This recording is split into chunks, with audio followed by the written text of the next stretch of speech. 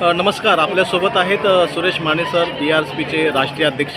Sir, आज लाखो जनता देशभरातून इथे आलेली आहे, अभिवादन करत आहेत बाबासाहेबांना. आपणही विविध स्टॉलला भेट देत आहात. काय महाराष्ट्राला ह्या निमित्ताने काय संदेश द्याल किंवा या महापरिनिर्वाण दिनानिमित्ताने बाबासाहेबांना कशाप्रकारे आपण अभिवादन करणार?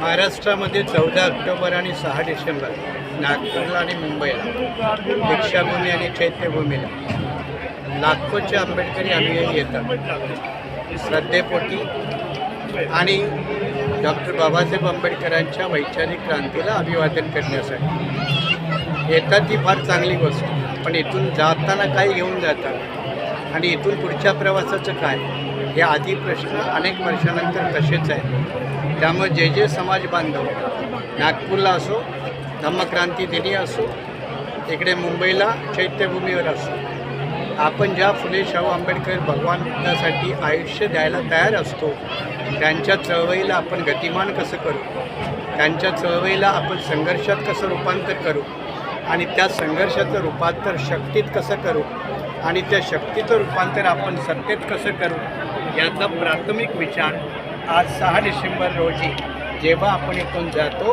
तेव्हा सर्वांनी घेऊन जावा, एवढीच सगळ्यांना आग्रहाची विनंती. जय भीम. जय भीम सर. धन्यवाद. मी पत्रकार महादेव पवार, मुंबई.